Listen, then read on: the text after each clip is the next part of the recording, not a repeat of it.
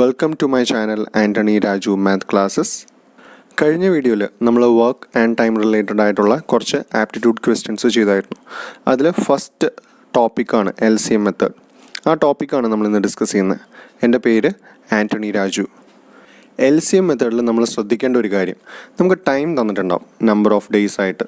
അപ്പോൾ ആ number of days വെച്ച് നമ്മൾ വർക്കിനെ ക്വാണ്ടിഫൈ ചെയ്യാണ്. അപ്പോൾ സം നമ്പർ ഓഫ് വർക്ക് ആയിട്ട് നമ്മളതിനെ മാറ്റാണ്.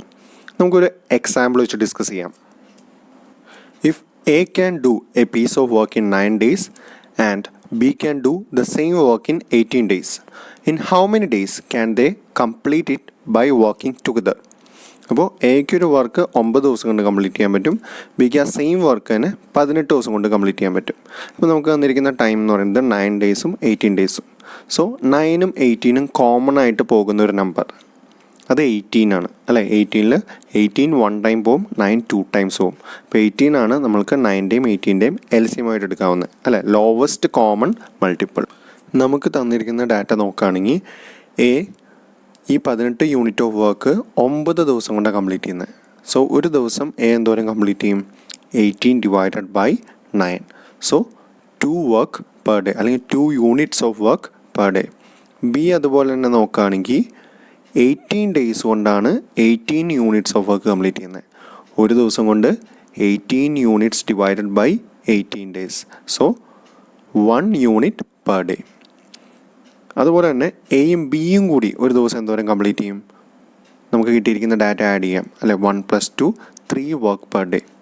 So time taken by them to complete 18 units of work will be 18 divide by 3 6 days.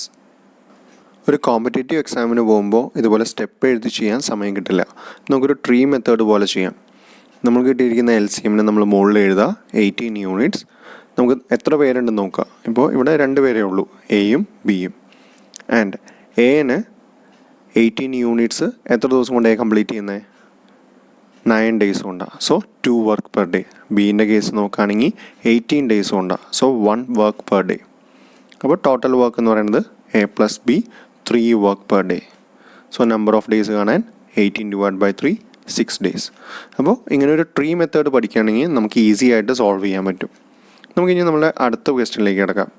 അടുത്ത ക്വസ്റ്റ്യനിൽ 2 പേര് കൂടി ഒരു വർക്ക് കംപ്ലീറ്റ് ചെയ്യുന്നതാണ് ആദ്യം തന്നിരിക്കുന്നത്. ക്വസ്റ്റ്യനിലേക്ക് നോക്കാം. If A and B together can complete a piece of work in 15 days and B alone in 20 days, in how many days can A alone complete the work? അപ്പോൾ 2 പേരും കൂടിയും 15 ദിവസം കൊണ്ട് കംപ്ലീറ്റ് ചെയ്യും, B 20 ദിവസം കൊണ്ട് കംപ്ലീറ്റ് ചെയ്യും. A ഒറ്റയ്ക്കായിരുന്നെങ്കിൽ എത്ര ദിവസം കൊണ്ട് കംപ്ലീറ്റ് ചെയ്യും? നമ്മൾക്ക് ഇവിടെ തന്നിരിക്കുന്ന ഡാറ്റേൻ്റെ LCM കാണാം. 15ൻ്റെയും 20യുടെ LCM എന്ന് പറയുന്നത് 60 ആണ്. 60ലാണ് ഇവർ 2 പേരും ഡിവൈഡ് ചെയ്ത് പോകുന്നത്. So A + B in 1 day എന്ന് പറയുന്നത് 60 divide by 15 4 work per day. B in 1 day എന്ന് പറയുന്നത് 60 divide by 20 3 work per day. So A alone in 1 day എന്ന് പറയുന്നത് എന്തായിരിക്കും? A + B - B 4 - 3 1 work per day. അപ്പോൾ നമുക്ക് 60 യൂണിറ്റ്സ് കംപ്ലീറ്റ് ചെയ്യാൻ A എത്ര ദിവസം എടുക്കും? 60 ബൈ 1 60 ഡേയ്സ്. ഇതിൻ്റെയും ട്രീ മെത്തേഡ് നമുക്ക് നോക്കാം. LCM ഞാൻ മുകളിൽ എഴുതി 60 യൂണിറ്റ്സ്. A + B ഒരു സൈഡിൽ എഴുതി, B അടുത്തതായിട്ട് എഴുതി. A + B എടുക്കുന്നത് 15 ഡേയ്സ് ആണ്. So 4 work per day.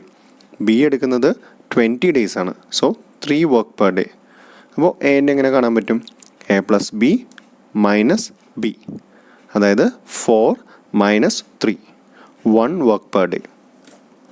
അതായത് A ഒരു ദിവസം 1 യൂണിറ്റ് ഓഫ് വർക്ക് ചെയ്യുള്ളൂ.